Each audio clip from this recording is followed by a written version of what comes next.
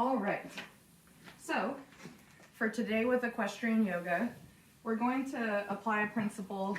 Well, we're going to do what we always do, which is use our core and our legs, and we're going to scoop up this pile of poop and hay, and I'm going to show you the most sustainable way to avoid injury when you're doing farm chores like this, and we'll look at ways not to do it and ways to do it to help support your back, to use your legs and your glutes, to not overuse your arms or your upper body when doing chores like this. So let me grab my pitchfork. Now I've already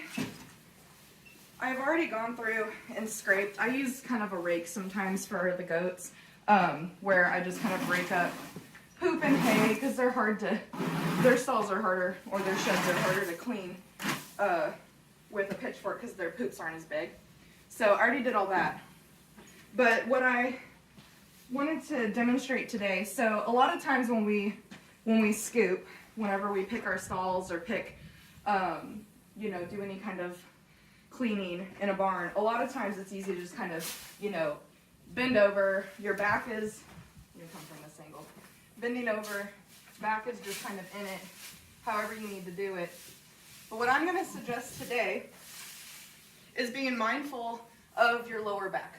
So that is an easy thing for us to injure in farm work, in our equestrian lives, and a lot of it comes from doing tasks that require us to bend over with straight legs and without supporting our lower back. So when scooping your poop, I always like to put one foot forward. I use that foot as leverage to kind of push my weight back. So it's almost like you're doing a standing lunge, right? So that's kind of the yoga position we would be doing if we were doing a yoga class right now.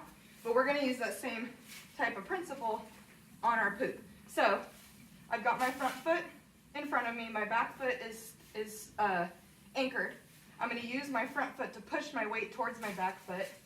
When I scoop, I'm not going to reach for it the way that I would, that I would want to. I'll just get closer to it, squat down, use my core to support my lower back. Notice my lower back is not round.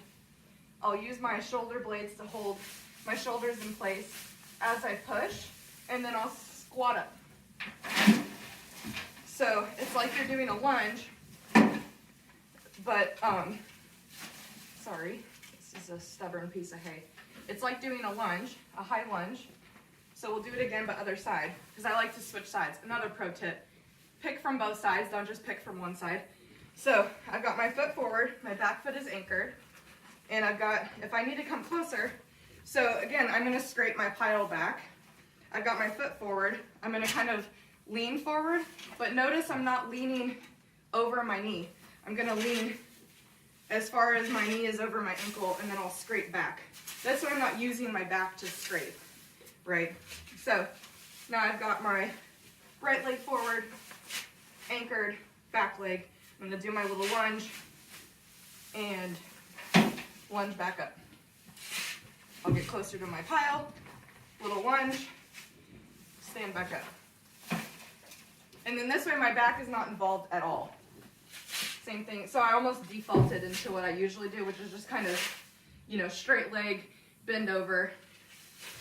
But instead I'm going to face my pile, anchor my back foot, squat, lunge down, keep your knee over your ankle or behind it, press your weight back towards that back leg as you lift, and then lift. Boom. That easy. So that's an example of how yoga can be applied to your farm work, to your equestrian tasks.